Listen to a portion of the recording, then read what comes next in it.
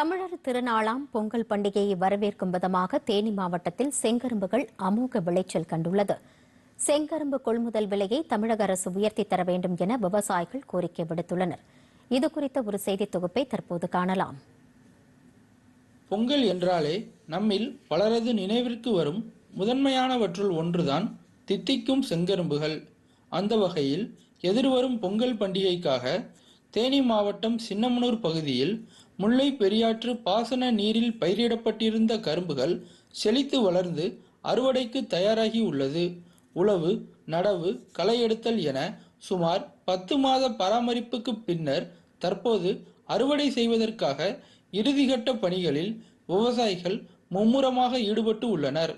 எதிர்பார்த்த மழை மற்றும் இதமான காலநிலை ஆகியவற்றால் இந்த ஆண்டு செங்கரும்புகள் அமோகமான விளைச்சலை கண்டுள்ளதாக விவசாயிகள் மகிழ்ச்சி தெரிவிக்கின்றனர்.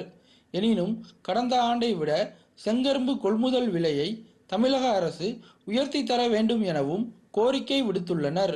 இந்த வட்டம் கரும்பு நல்ல விளைச்சல், மழைக்கு எந்த பாதிப்பும் இல்லை. போன வருஷம் கவர்மெண்ட்டு 280 ரூபாய்க்கு எடுத்துச்சு. இந்த வட்டம் 10-20 ரூபாய் சேர்த்து கொடுத்தாலும் நாங்கள் கரும்பை கொடுத்துருவோம்.